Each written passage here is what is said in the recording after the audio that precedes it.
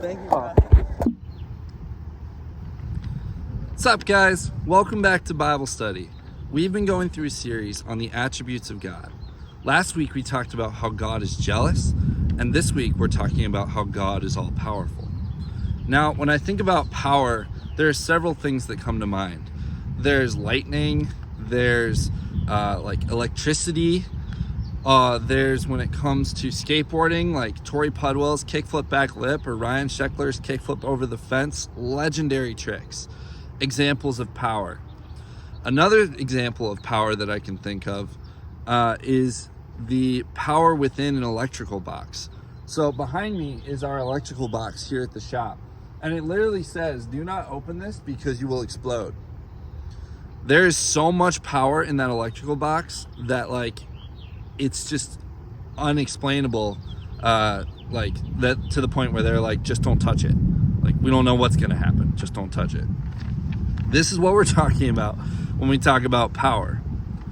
God's power, however, can be defined this way. God is fully able to do anything he chooses or desires. There is nothing that God cannot do. Jeremiah 32:17 through 27 puts it this way. Nothing is too hard for the Lord. Luke 1:37, when Gabriel is speaking to Mary about how Jesus will be conceived and born without a man in the picture, says nothing is impossible with God. Ephesians 3:20, when Paul is teaching the church about what it means to be a follower of Christ, says, now to him who is able to do far more than we ask or comprehend. I don't know about you guys, but I can ask and comprehend quite a bit. And if not me, a 2 to 3 year old, they never shut up asking questions. They're always curious about something more, something more, something more. And yet God is able to do far more than that? Crazy. Matthew 3:9, when John the Baptist is teaching the Pharisees and those in the picture, he says, you think you're children of Abraham. I tell you, God has the power to turn these stones into children of Abraham if he desires.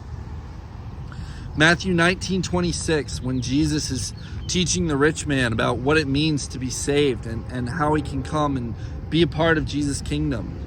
The man goes away sad because Jesus tells him to sell his wealth.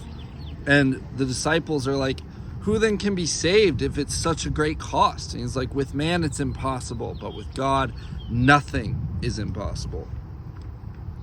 In Exodus 6:1 through 8, the passage we'll be studying this week, this is God speaking to Moses about what he's going to do for the Egyptians, what he's going to do to the Egyptians for the Israelites so that the Israelites can come under covenant with him.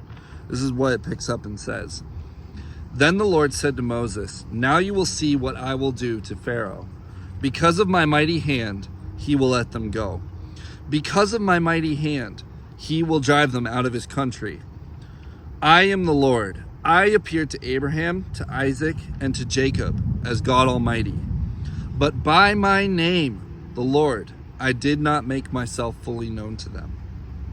I also established my covenant with them to give them the land of Canaan, where they reside as foreigners. Moreover, I have heard the groaning of the Israelites whom the Egyptians are enslaving, and I have remembered my covenant. Therefore I say to Israel, I am the Lord. I will bring you out from the yoke of the Egyptians. I will free you from being slaves to them. I will redeem you with an outstretched arm and with mighty acts of judgment. I will take you as my own people. I will be your God. Then you will know that I am the Lord your God, who brought you out from under the yoke of the Egyptians. And I will bring you to the land I swore with uplifted hand to give to Abraham, to Isaac, and to Jacob. I will give it to you as a possession. I am the Lord.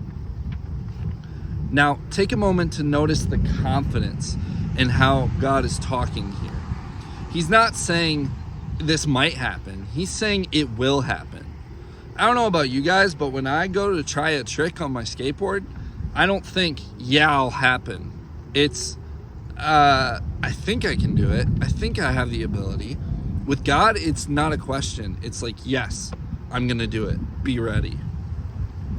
Such a powerful statement. of our God.